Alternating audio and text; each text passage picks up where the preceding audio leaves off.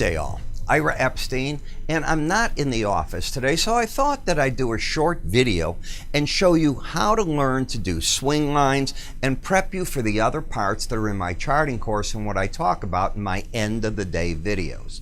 So here we are with swing lines. And what swing lines do, and this is going to be your simple introduction, they define, as I call it, trend and risk in the market. Now you're going to say, what does that all mean? Well, let's start with an uptrend first. An uptrend, as I define it, is a market pattern whereby the chart pattern is one of higher highs and higher lows. You see that? But how do you see that on a chart, right? So let's assume we get a line coming up just this way. We'll call that Monday. So we had an up day on a Monday. Then the market, I'll move that over for you, slips back. And on Tuesday, we get the market coming down. What do we have right here? Well, we have an apex, I think you'd agree. And that apex is going to be what I call the rally high. Now, I'm using Monday and Tuesday. It could be a 5-minute bar chart, a 15, it doesn't matter. The concept is we have that. The market goes up Wednesday, falls back Thursday. Obviously, I'm drawing these days so they're easy to work with. We have another rally high, and we know these after the fact. Swing lines are not predicting where the high or the low are going to come in. They're telling you after the fact what you've got. And I do teach you that during the day you're able to pretty much predict that because of how it works. And in this case, I'll put a third rally high on the market. So now what do we have? You'll notice that each rally high is higher than the one preceding it. What else do we see on this chart? Well, as the market came down and made this pattern, we had a break low. Again, after the fact, the market did it again, and there's our next break low. So each break low is what? It has to be higher than the one preceding that one. So we have a pattern of rally highs that are higher. We have break lows that are higher, and that is how you have an uptrend. Now, how do you define the risk with that trend?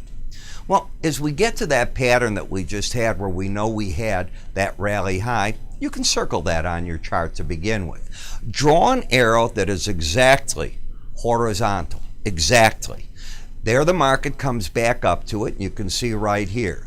If the market gets through that number, you're in what? A pattern of a higher high and most likely a higher low. I'm assuming that for you. Right through here. We'll call that the break low, right? We had that before.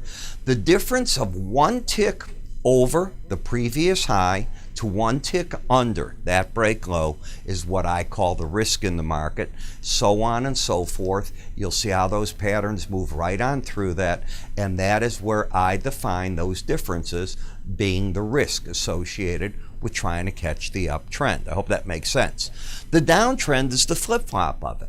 In a downtrend, you define a market pattern which is one of lower highs, lower lows. You'll hear traders all over talk about that. It's not just me.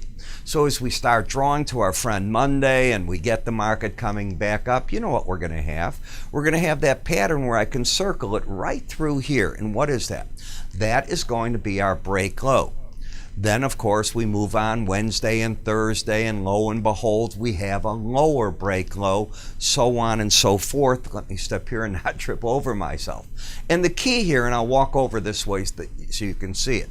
As long as the previous rally high is not taken out, the trend remains down. So you don't want to take out that high, you didn't want to take out that high. And there's your rally highs.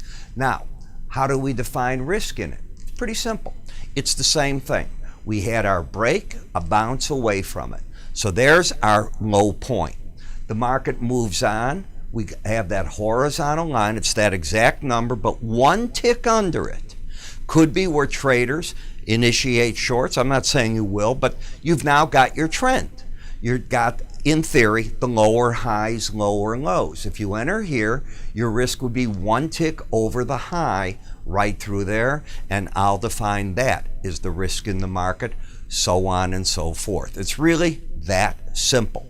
And doing it and working with it is easy. You know, I wrote a pattern called the swing line, and it does all this for you on the chart. So this is how I define risk. This is how I define trend.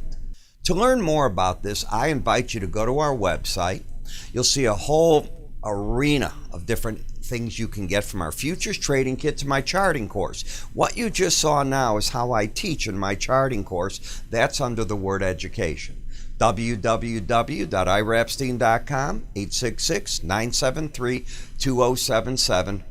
See you shortly.